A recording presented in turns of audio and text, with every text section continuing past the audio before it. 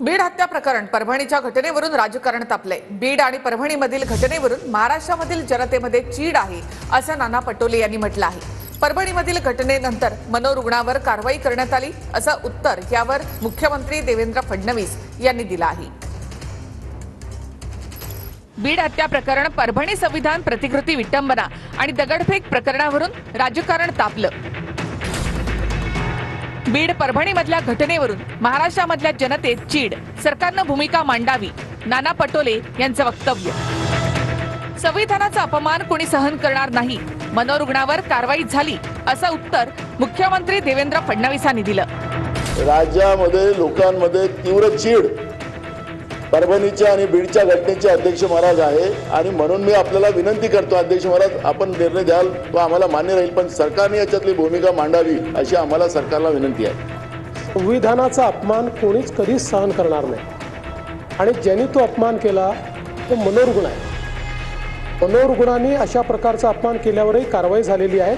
परभणीमध्ये जेलमध्ये मृत्यू झालेल्या सोमनाथ सूर्यवंशीला अमानुष मारहाण झाल्याचा सुषमा अंधारे यांचा आरोप।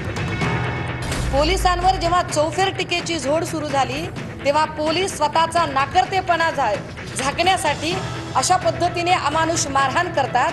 त्याच्या डोक्यावर मार असतो, त्याच्या अवघड जागेच्या ठिकाणी मार असतो, त्याच्या पाठीवर आणि छातीवर मार असतो आणि हा सगळा मार झाल्यानंतर त्याला MCR होतो। विधान परिषदेतही बीडच्या संतोष देशमुख यांच्या हत्येवरून गदारोळ झाला। संतोष देशमुख हत्या प्रकरणातील 3 आरोपी फरार, त्यांचे CDR तपासा, अंबादास दानवे यांची मागणी। 3 आरोपी अटकेत आहेत, फरार आहेत, त्यांचा शोध सुरू आहे, मुख्यमंत्री देवेंद्र फडणवीस यांची माहिती। अजून 3 गुन्हेगार फरारी आहे। माझी मागणी आहे की या 3 गुन्हेगारांवर लवकरात लवकर आपण अटक करावी। या सगळ्या गुन्हेगाराचे CDR रिपोर्ट तपासावे। जे कोणी आरोपी आहे यांच्यावर त्वरित कारवाई झाली पाहिजे। 3 आरोपींना अटक केलेली आहे। काही आरोपी अद्याप फरार असले तरी त्यांना शोधून काढून त्यांना देखील निश्चितपणे अटक करण्यात येईल। या संदर्भात एक स्पेशल SIT तयार करण्याला सांगितलेली आहे। बीडमधील सरपंच हत्या प्रकरणाचे धागेदोरे थेट मंत्र्यापर्यंत, वडेट्टीवार यांचा आरोप। गुंडशाही चालवणाऱ्यांचा संबंध धनंजय मुंडे यांच्याशी, वडेट्टीवारांचा आरोप। व्यवहारातून झालेल्या घटनेला राजकीय रंग देणं अयोग्य, धनंजय मुंडे यांचं प्रत्युत्तर। देशमुख नावाच्या सरपंचाला मारलेला, त्याचे धागेदोरे थेट मंत्र्यापर्यंत आहे, हे लपून राहिलेलं नाही।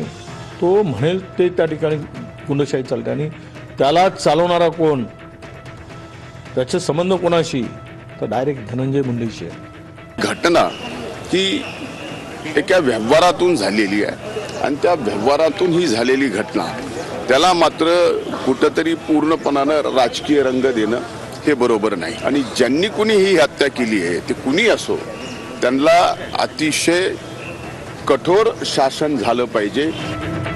बीडमधील सरपंच हत्या प्रकरणाचा आरोपी हा वाल्मिक कराडच, आव्हाडांचा आरोप। आरोपीला अटक करा अन्यथा पुढील आठवड्यात मोर्चा काढू, संदीप क्षीरसागर यांचा इशारा।